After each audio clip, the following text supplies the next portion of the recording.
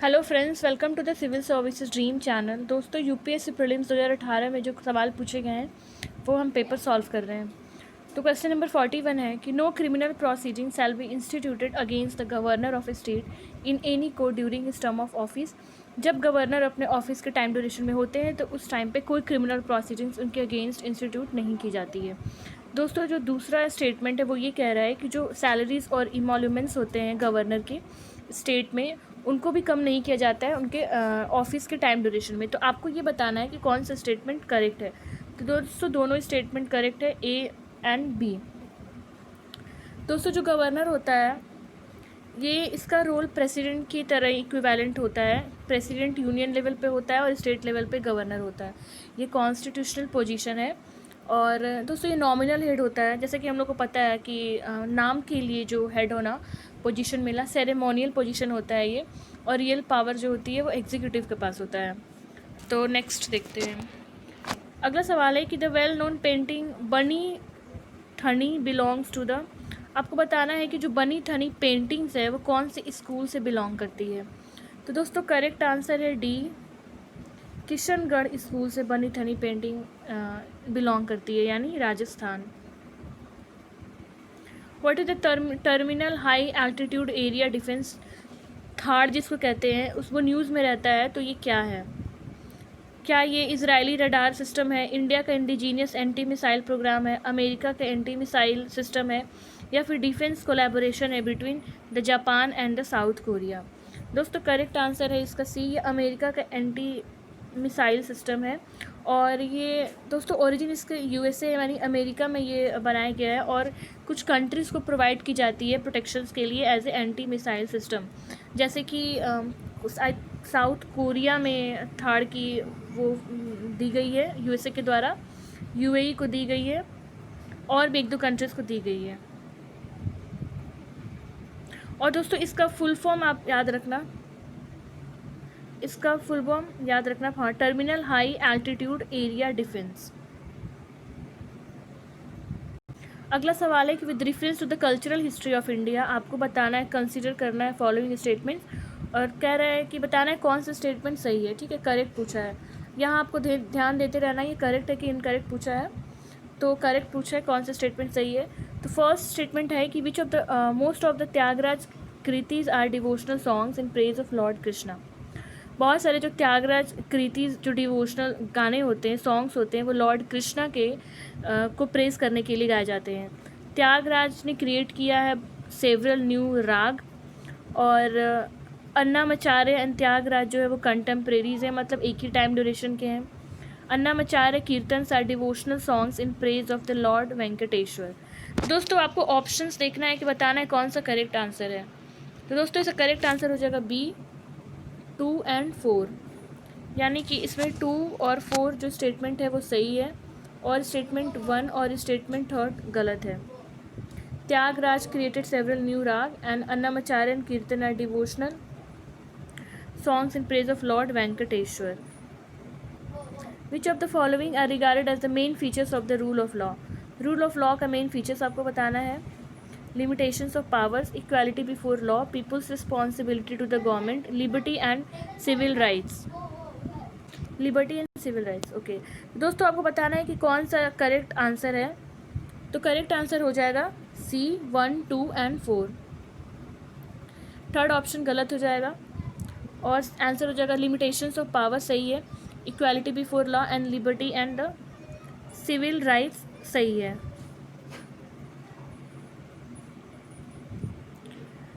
Which of the following statements correctly describes the meaning of legal tender money. आपको बताना है कि legal tender money का सही मतलब क्या है।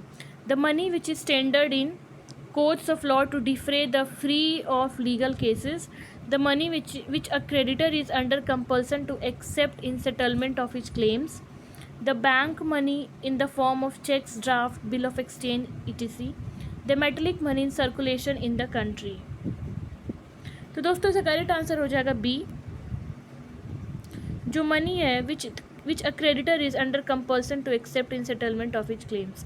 दोस्तों, लीगल टेंडर का मतलब ये है कि जो भी हम पेमेंट करते हैं कैश या कॉइन्स में, तो जो सामने पर्सन होते हैं उनको वो एक्सेप्ट करना पड़ता है।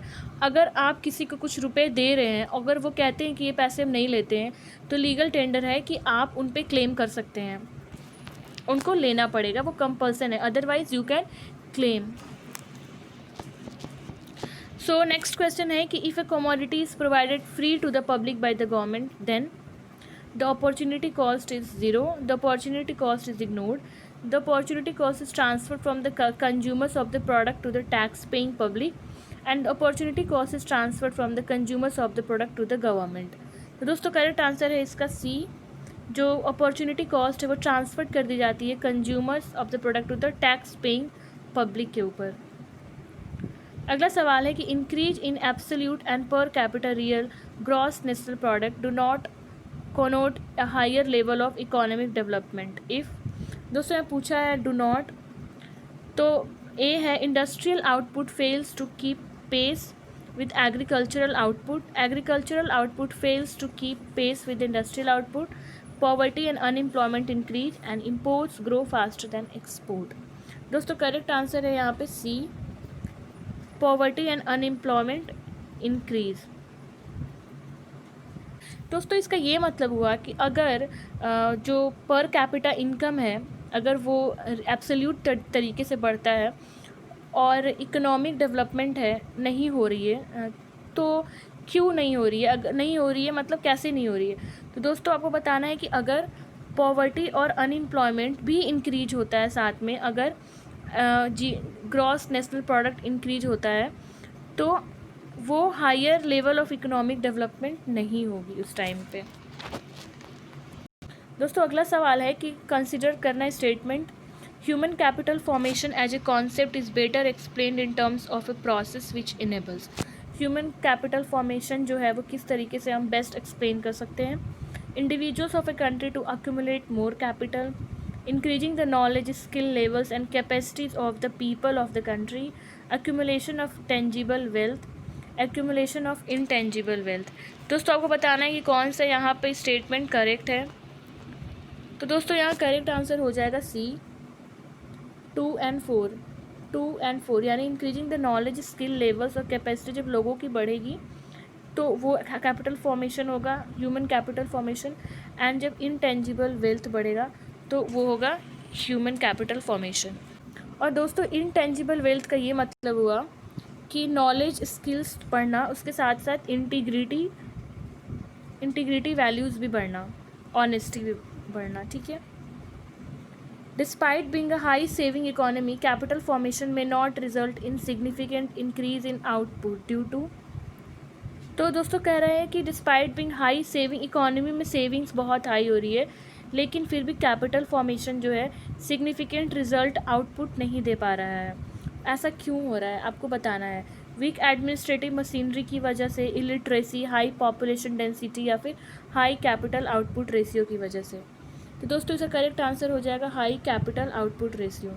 दोस्तों हाई कैपिटल आउटपुट रेशियो का ये मतलब है कि आप कितना कैपिटल लगा रहे हो तो कितना आपको आउटपुट मिल रहा है। जैसे कि अगर आपने 2 रुपये लगाया और आपको रिटर्न मिलता है 4 रुपये, ठीक है, या फिर दूसरी कंट्रीज़ या फिर दूसरी इकॉनमी में लोग 1 रुपये में ही वो 4 अर्न कर रहे हैं, तो इसका मतलब ये हुआ कि आपका जो कैपिटल इनकम है वो काफ़ी हाई है, ठीक है। तो इसीलिए इसका करेक्ट आंसर हो जाएगा D, high capital output ratio. ये कम होना चाहिए, अगर कैपिटल आउटपुट रेशियो कम है तो वो इकोनॉमी के लिए बेटर पोजीशन मानी जाती है। After the Santhal uprising subsided, what was were the measures taken by the colonial government। तो फर्स्ट है कि territories called Santhal Parganas were created and it become illegal for a Santhal to transfer land to the non Santhal. दोस्तों इसका correct answer हो जाएगा सी, दोनों statement सही हैं। जब सरकार ने, जो ब्रिटिश गवर्नमेंट थी, जब संथल अपराइजिंग्स जो रिबेल्स थे वो कम हो गए, तो उसके बाद सरकार ने मेजर्स जो लिए थे वो ये था कि उसने संथल परगनास जो टेरिटरी था उसको क्रिएट किया और इलीगल कर दिया संथल के लिए कि वो कोई किसी नॉन संथल को लैंड अपना ट्रांसफ़र नहीं करेंगे। Economically one of the results of the British rule in India in the 19th century was the. अच्छा, यहाँ पे देख लेते हैं संथाल अपराइजिंग के बारे में। दोस्तों, जो संथाल अपराइजिंग्स था वो झारखंड वाले रीजन्स में था 1855 में, और ये ब्रिटिश यानी कॉलोनियल गवर्नमेंट जो थी ब्रिटिश के अगेंस्ट में और जमींदार्स के अगेंस्ट में जो एक्सप्लॉयटेशन करते थे उनके अगेंस्ट में ये अपराइजिंग्स रिबेल्स कर रहे थे ये लोग। अगला सवाल है कि economically one of the results of the British rule in India in the 19th century was the. Economically point of view से दोस्तों आपको ये बताना है कि जो ब्रिटिश रूल इंडिया करते थे 19वीं शताब्दी में उसके एक रिजल्ट्स क्या थे। तो आपको बताना है increase in the export of the Indian handicraft. क्या एक्सपोर्ट होता था इंडियन हैंडीक्राफ्ट से? बिल्कुल गलत। जो ग्रोथ था इंडियन ओन फैक्ट्रीज का उनका हुआ था, गलत है ये भी। कॉमर्शलाइजेशन ऑफ इंडियन एग्रीकल्चर या फिर rapid increase in the urban population. दोस्तों करेक्ट आंसर हो जाएगा सी। यहाँ पे कमर्शियलाइजेशन कर दिए थे वो इंडियन एग्रीकल्चर का।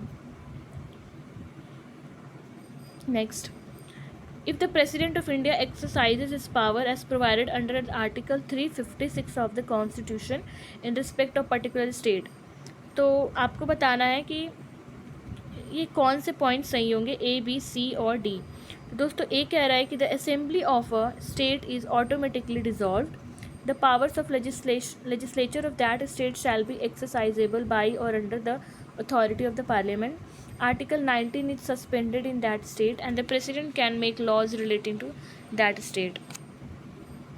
तो दोस्तों इसका करेक्ट आंसर हो जाएगा बी कि powers to legislature of that state shall be exercised by or under the authority of the Parliament. दोस्तों very important exam point of view से आर्टिकल 356, 365 और 355 यानी 355। दोस्तों ये काफ़ी कंफ्यूजिंग है, तो अगर आपको तीनों के कॉन्सेप्ट्स क्लियर नहीं है तो आप एग्ज़ाम में कंफ्यूज हो जाएंगे। आर्टिकल जो 356 है ये कहता है कि अगर कॉन्स्टिट्यूशनल मशीनरी जो है स्टेट्स फॉलो नहीं करती हैं, यानी कि संविधानिक तरीके से अगर स्टेट चीज़ें नहीं करती हैं, तो उस टाइम पे हम जो पार्लियामेंट है और जो पार्लियामेंट और लेजिस्लेचर है वो क्या करेगी कि अपना रूल इस्टेब्लिश कर लेगी वहाँ पे, sort of type of presidents rule जिसको कहते हैं स्टेट में लागू हो जाना। दोस्तों आर्टिकल जो 365 है ये कहता है कि अगर जो स्टेट्स हैं अगर वो सेंट्रल के डायरेक्शंस के साथ कॉम्प्लाई नहीं करती हैं, अगर उनके डायरेक्शंस के अकॉर्डिंग नहीं चलती हैं, तो भी वहाँ पे प्रेसिडेंट रूल लगाया जा सकता है, यानी कि लेजिस्लेचर जो है या फिर पार्लियामेंट जो है वहाँ पे अपने अकॉर्डिंग वहाँ अथॉरिटी इस्टेब्लिश कर सकती हैं। और दोस्तों जो लास्ट है 355 ये कहता है कि ये ड्यूटी है सेंटर का कि वो स्टेट को प्रोटेक्ट करे, ठीक है, वो स्टेट को प्रोटेक्ट करे एक्सटर्नल एग्रेशन से और इंटरनल डिस्टर्बेंस से। कोई इंटरनल डिस्टर्बेंस होती है, कोई परेशानी होती है बहुत ज़्यादा, या फिर कोई एक्सटर्नल एग्रेशन होता है कहीं बाहर से, अगर हमें डर है किसी चीज़ का, कोई अटैक का कि बाहर से कंट्री ना कर दे, तो ये सारी चीज़ें देखना किसका काम है, सेंट्रल गवर्नमेंट का काम है। तो इस सिचुएशन में भी सेंट्रल गवर्नमेंट प्रेसिडेंट रूल लगा सकती है। आई होप आपको क्लियर हुआ। नेक्स्ट है कि आपको बताना है क्राफ्ट और हेरिटेज कौन से स्टेट का है। पुथुकुल्ली सॉल्स तमिलनाडु का है, सुजनी एम्ब्रॉयडरी महाराष्ट्र का है, उपादा जमदानी साड़ीज कर्नाटका का है। तो दोस्तों इसका करेक्ट आंसर हो जाएगा ए वन ओनली, और ये सुजनी एम्ब्रॉयडरी गलत है कि ये महाराष्ट्र का नहीं है दोस्तों, ये बिहार का है। और जो उपादा जमदानी साड़ीज़ है ये आंध्र प्रदेश का है, ना कि ये कर्नाटका का है। तो करेक्ट आंसर हो जाएगा ए। अगला सवाल है कि in which of the following areas can GPS technology भी यूज़। जो जीपीएस टेक्नोलॉजी है वो कौन से एरिया में हम यूज़ कर सकते हैं। तो दोस्तों आपको बताना है कि मोबाइल फ़ोन ऑपरेशंस में, बैंकिंग ऑपरेशंस में, या फिर पावर ग्रिड को कंट्रोल करने में यूज़ किया जा सकता है। तो करेक्ट आंसर है तीनों, यानी कि 1, 2, 3 मोबाइल तीनों में मतलब यूज़ किए जा सकते हैं जीपीएस। जीपीएस का फुल फॉर्म होता है ग्लोबल पोजिशनिंग सिस्टम, और दोस्तों इंडिया का जो जीपीएस है उसे हम कहते हैं नाविक। Next, consider the following statements. The Reserve Bank of India manages and services government of India securities but not any state government security. कह रहे हैं कि जो आरबीआई वो मैनेज करती है services government of India securities की, ना कि किसी स्टेट गवर्नमेंट की सिक्योरिटी। ट्रेजरी बिल्स हैं इशूड करती है government of India and there are no treasury bills issued by the state government. और ट्रेजरी बिल्स जो है इशूड किए जाते हैं discount from the par value. दोस्तों आपको बताना है कि कौन सा स्टेटमेंट सही है। तो करेक्ट स्टेटमेंट है सी, यानी 2 एंड 3। 1 गलत है। Reserve bank of India state government के ट्रेजरी को भी मेंटेन करती है और सेंट्रल गवर्नमेंट यानी गवर्नमेंट ऑफ इंडिया के भी ट्रेजरी को मेंटेन करती है। और ट्रेजरी बिल्स, और ये जो सही है कि ट्रेजरी बिल्स जो होते हैं दोस्तों वो हम डिस्काउंट एट पर वैल्यू पे उसे इशू किया जाता है और ये गवर्नमेंट ऑफ इंडिया के द्वारा किया जाता है और इसमें स्टेट गवर्नमेंट्स जो है ट्रेजरी बिल्स इशू नहीं करती हैं। और ट्रेजरी बिल्स जो होते हैं वो शॉर्ट टर्म के लिए होते हैं, ये भी आप ध्यान दीजिएगा। Consider the following statements. The Earth's magnetic field has reversed every few 100,000 years. When the Earth was created more than 4,000 million years ago, there was 54% oxygen and no carbon dioxide. उसके बाद कह रहे हैं no living organisms originated, they modified the early atmosphere of the earth. दोस्तों आपको बताना है कि कौन सा स्टेटमेंट करेक्ट है। तो इसका करेक्ट आंसर हो जाएगा सी, 1 एंड 3, यानी सेकंड गलत है, 1 एंड 3 सही है। कि जो अर्थ का मैग्नेटिक फील्ड है वो रिवर्स्ड होता है हर 100,000 ईयर्स पे, और जो लिविंग ऑर्गेनिजम्स ओरिजिनेट हुए हैं वो मॉडिफाई हुए हैं early atmosphere of the earth से। Next, the term WannaCry, Petya and Eternal Blue जो न्यूज़ में रहते हैं ये क्या है। तो दोस्तों क्या ये एक्सो प्लैनेट्स हैं, क्रिप्टो करेंसी हैं, साइबर अटैक्स हैं, मिनी सैटेलाइट हैं, ये क्या है। तो इसका करेक्ट आंसर हो जाएगा सी, ये जो है ये साइबर अटैक्स हैं। साइबर अटैक्स यानी दोस्तों जो साइबर क्राइम्स कहते हैं, जिसको हैकिंग कर लेना, किसी के डेटा को ले लेना, या फिर कोई इंपॉर्टेंट चीज़ें किसी इंस्टीट्यूशन से कोई चीज़ें हैक कर लेना, या फिर कोई चीज़ें इलीगल तरीके से उसे वहाँ से चुरा लेना, को कहते हैं हम cyber attacks. With reference to the circumstances in Indian agriculture, the concept of conservation agriculture assumes significance. Which of the following fall under the conservation agriculture में क्या आता है? Avoiding the monoculture practices, adopting minimum tillage, avoiding the cultivation of plantation crops, using crop residues to cover the soil surfaces। और fifth line भी है कि adopting special and temporal crop sequencing या crop rotation. तो आपको बताना है कि कौन सा करेक्ट आंसर है। तो दोस्तों इसका करेक्ट आंसर हो जाएगा सी, 245, यानी कि जो ऑप्शन गलत है 1 एंड 3 गलत है, 245 सही है। यानी कि मोनोकल्चर प्रैक्टिसेस अवॉइड करना ऐसा गलत है, हम अडॉप्ट करते हैं मिनिमम टिलेज करना चाहिए। एग्रीकल्चर कंजर्वेशन का मतलब हमें सस्टेनेबल तरीके से और जुडिशियल तरीके से हमें एग्रीकल्चर को कंजर्व करना चाहिए, ठीक है, यानी उसे प्रोटेक्ट करके रखना चाहिए और ऐसे यूज़ करना चाहिए ताकि वो सस्टेनेबल मैनर में हो, इन्वायरमेंट फ्रेंडली हो, ओवर एक्सप्लॉयटेशन नहीं करना चाहिए।